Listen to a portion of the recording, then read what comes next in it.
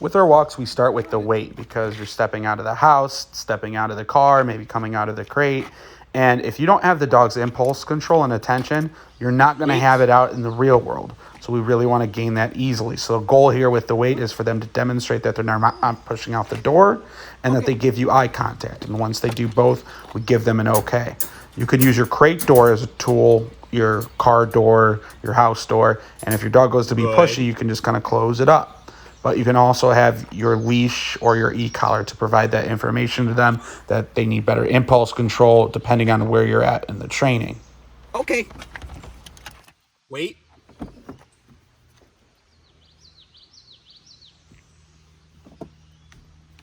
Uh-uh.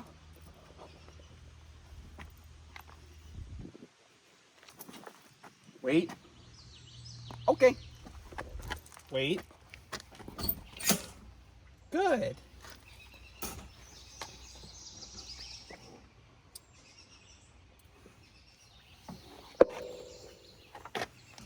Good. Okay. Wait.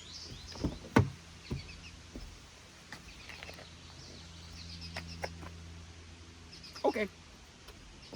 The next element to the walk are U-turns / 180s, whatever you prefer to call them.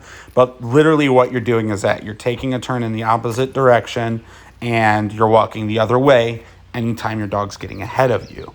Now, a lot of the dogs in these videos aren't getting ahead of me too much, but that's okay. It's more about watching the human's body language here and watching how anytime they get ahead of me, I'm just switching direction and you're pivoting in the opposite way.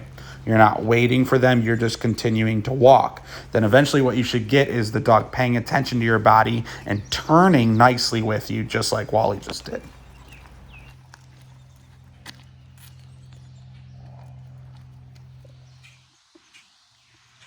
And you practice this immediately and as many repetitions as you need to get the dog going on pace with you. I highly suggest owners, the moment you get out of the car, do it in the parking lot. The moment you step out of the house, do it in front of the house for a little bit. And once we get some really nice turns where we're not feeling any leash pressure, and you will feel leash pressure, and that means the dog's not paying attention, you just don't wait. You turn the opposite direction and let them meet the end of the leash, and they'll catch up with you. But as soon as you're not feeling any of that leash pressure and they're tuning fluently with you, then we could continue on our walk.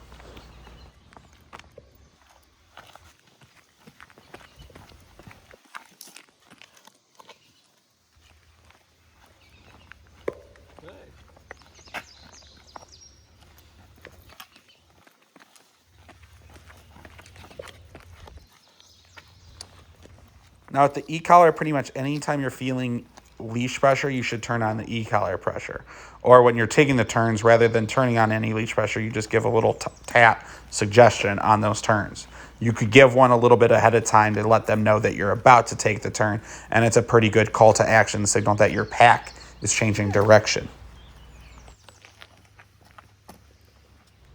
Not only can you take turns where the dog's on the outside of you, you could take turns into the dog. This is great for dogs that are jumpy and that are kind of pushy with owners' body language and space.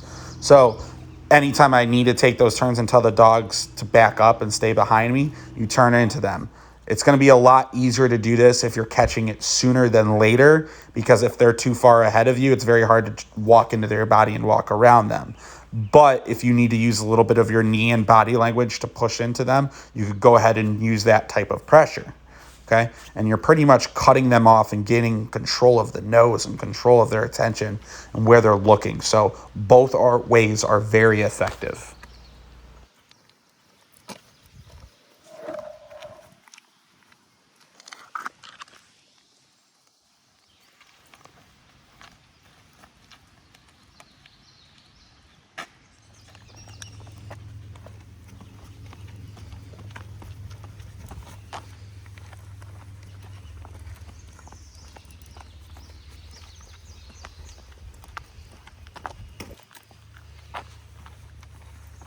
Got it.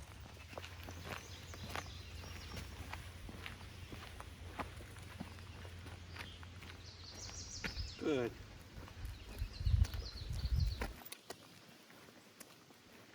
Good.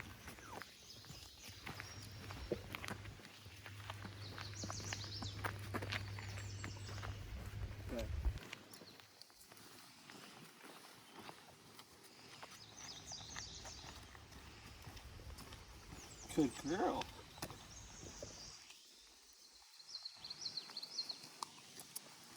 Good girl. Come on. And next up, we have the stop. And pretty much the stop is to set a clear boundary on where we want the dog to be on our walk and going out of our way to let them know where they should be if they are being too pushy. I like to watch the feet here, okay? Watch my heels and watch the dog's paws. The simple idea is that the dog should not be standing next to my heels or next to my foot at all, but they should be following and keeping their paws behind. If I see that their paws are next to me, I'm going to back them up with the leash and tell them to go behind.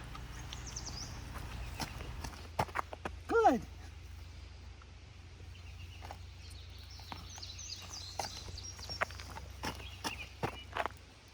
The stops are a great tool for when you're seeing other dogs or other Good. distractions because you're keeping the dog busy in an obedience command technically.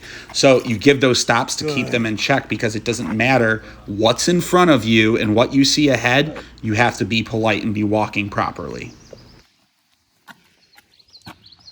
Good.